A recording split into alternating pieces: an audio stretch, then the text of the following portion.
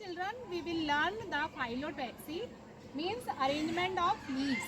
So different variety of phyllotaxy. Harshita, please tell in your school garden. First one is from this Ashoka tree, which is Okay.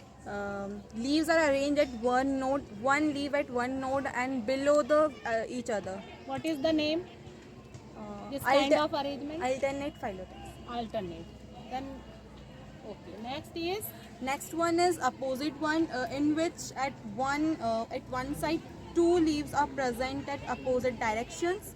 It is called opposite yes. phyllotaxy.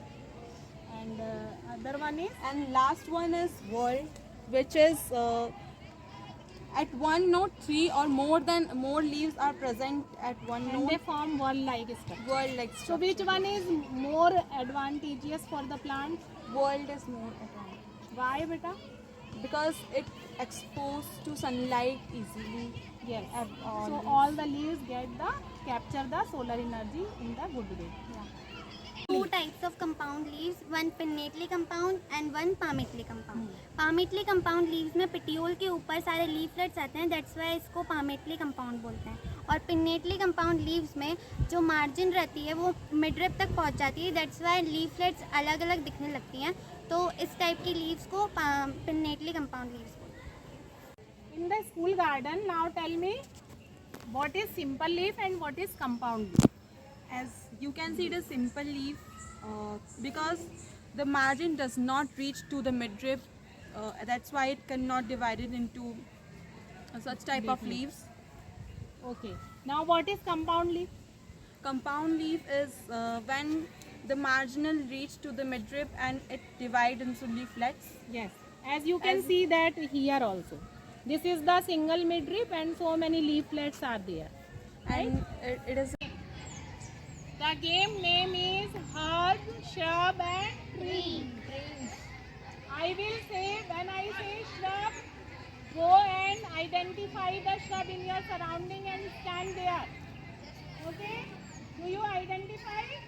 Yes, ma'am. Let us begin? Yes, ma'am. Okay. 1, 2, 3. Catch. Where is tree?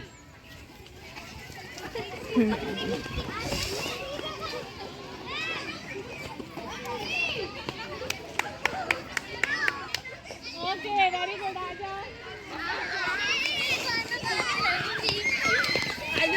Ma'am.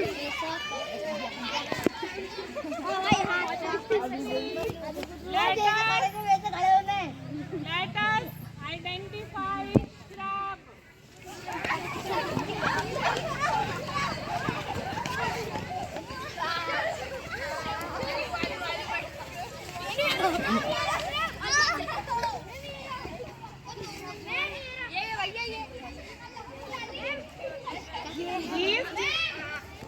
These children are out.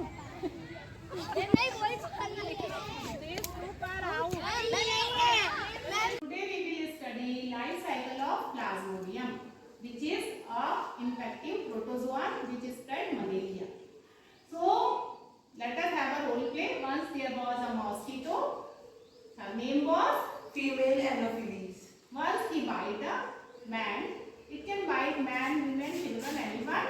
So human being can be infected by the female Anopheles. So what happens?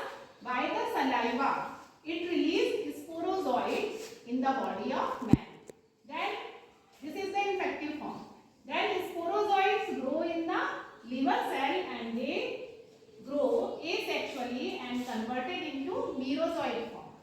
When they come out, the liver cell burst and merozoid come out from the liver cell and now through the blood they reach to the RBC and they feed on hemoglobin and release a toxic substance hemojoin. Through this hemojoin the person have shivering, chills with fever. Now this form is trophozoid. Now what happened? Again in the RBC they grow sexually. Some gametocyte they form, male and female gametes.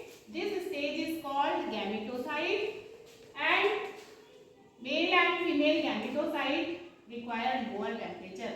If now new or any other female Anopheles bite this infected person, so gametocyte will reach to the body of female Anopheles. Then the next stage of Plasmodium continue in the form of ookinete, which is the non-motile stage. Then again it develops cyst-like structure, that is oocyst. So fusion of this oocyst form, it develops in the stomach wall of the female Anopheles, and it reach to the, after the fusion it converted into zygote and it reach to the salivary gland of female Anopheles. Then again when it bite to the healthy person, then the cycle continues. Let us learn mnemonic style in biology. We will study taxonomic categories in mnemonic style, like CATI is California oranges for grandma's supper, where K represent kingdom, P for phylum, C for class, O for order, F for family, G for genus, and S for species. So kingdom is the greatest and species is the smallest taxonomic category. Now one more example, like apples on trees and goats on cabbage, means it is the DNA base pairing. A binds with T always and guanine always with cytosine. So adenine with thymine and guanine with cytosine.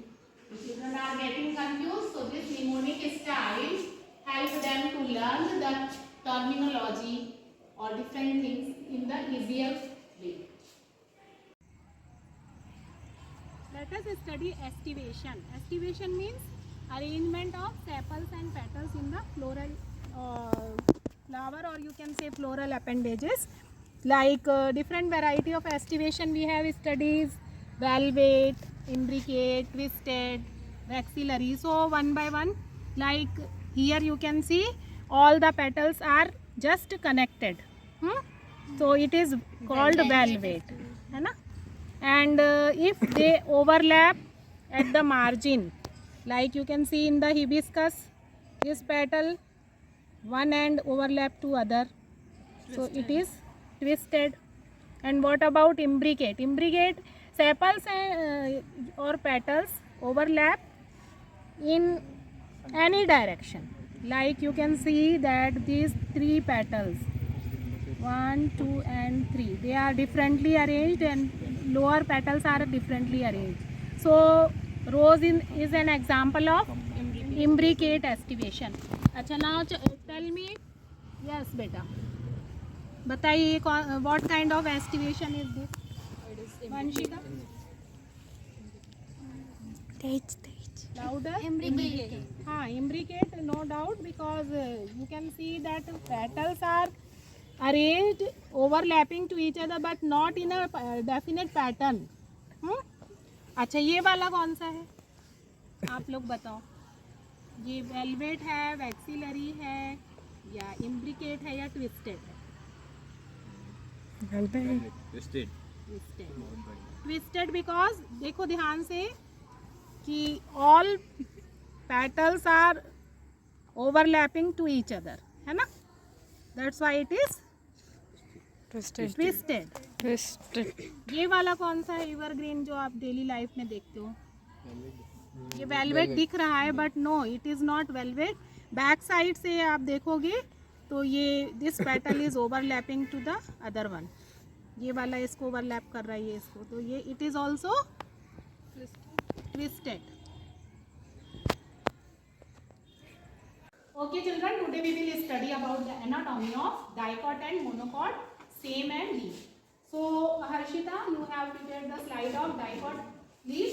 So watch under the microscope and tell its features. Okay, watch it.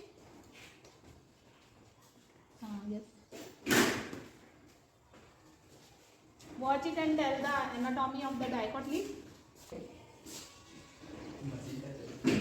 So In this leaf, I can see the two types of mesophyll. First one is palisade, which is elongated, and second one is spongy mesophyll, which is circular in shape and have some air cavities. And I can see the upper layer has less stomata compared to the lower surface. Okay. We will learn about the glycolysis process in which glucose split into pyruvic acid. It is 10-step process. So let us learn into the form of a song. Hey, do you know how cells produce energy? It is by cellular respiration. Aerobic and aerobic are its types. They differ in their need for oxygen. While aerobic makes use of oxygen, which anaerobic doesn't need, both can still make ATP.